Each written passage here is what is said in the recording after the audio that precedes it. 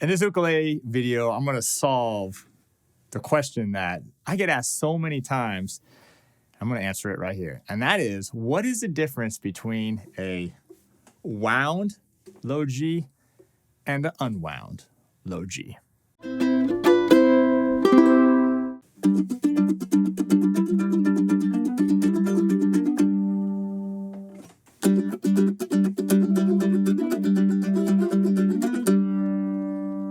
All right, so that was just a little sample, but we'll talk more in depth on the difference between wound low G and unwound low G. But first, hi, I'm Terry Carter, and welcome to ukelikethepros. If you're new to the channel and you haven't done so already, please subscribe, turn on that bell notification. That way you're getting alerts anytime I post a new video or review right here on ukulele, guitarlele, and also the baritone. And if you're on Instagram, you can check me out over there at ukelikethepros.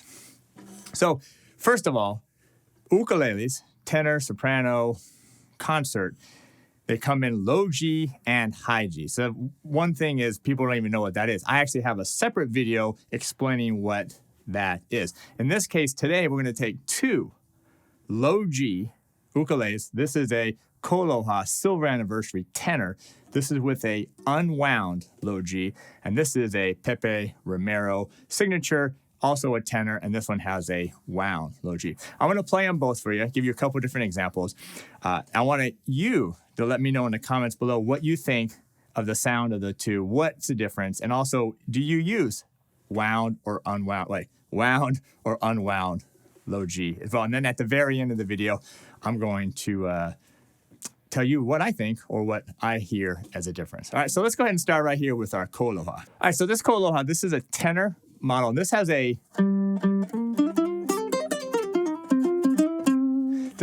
unwound low G. And what that means is, well, first of all, these are both fluorocarbon, both the instruments I'm using today. But unwound, if you play these from the bottom, meaning it's just like the same as the other strings, just a little thicker. So you got the A, E, C, and then you have the low G here. And it's just this fluorocarbon, right? There's no wire wrapping around it like you see in the low G. So let me play a little something, and then we'll try the unwound.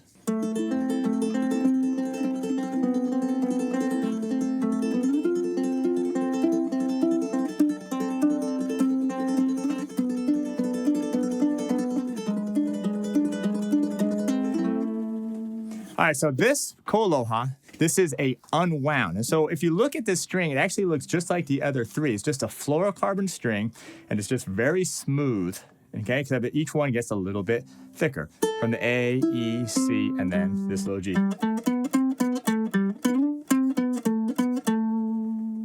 And this one is a Pepe Romero tenor. This one has a wound low G on it.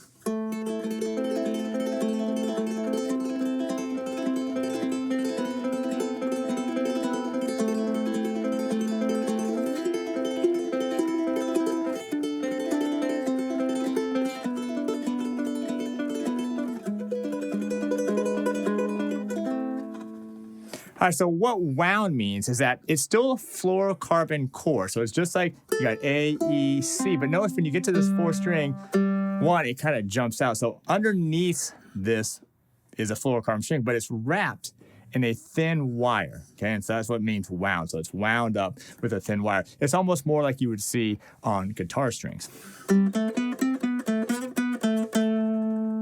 All right, so far that was one example. I'm going to play another one here. But anyway, this was, again, the unwound versus the wound. What do you think so far, just hearing that first example, the difference between the low G unwound and the low G wound?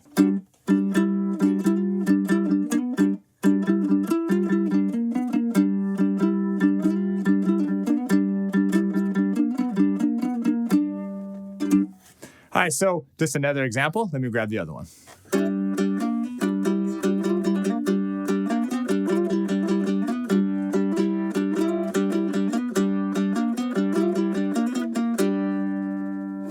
All right, back to the unwound. I want to do just a strumming example for you.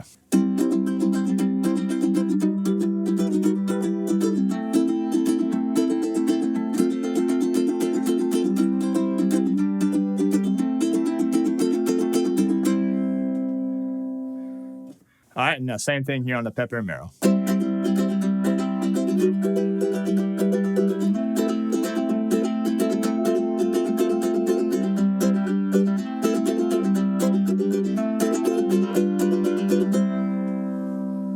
Well, it was pretty close.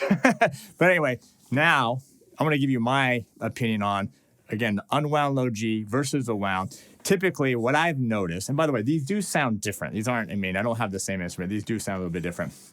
But what I've noticed on the unwound is a little bit more open sounding with the sound of the unwound low G. The wound low G tends to be a little bit of a tighter sound. So they're both great. There's not one that's better than the other. I mean, you may like one better than the other. It's actually good to have both of them. Just like you need a high G, low G, now you need a low G wound and a low G wound and low G unwound as well. But anyway, I'd love to hear your thoughts on the two. Do you like one better than the other? The unwound, again, is also, besides a little looser, a little bit more open sounding, a little bit softer. This one tends to be a little bit brighter and a little bit more of a focus sound. So anyway, there you go. There's your examples of the low G unwound, low G wound. Thanks for being here, and we'll see you next time.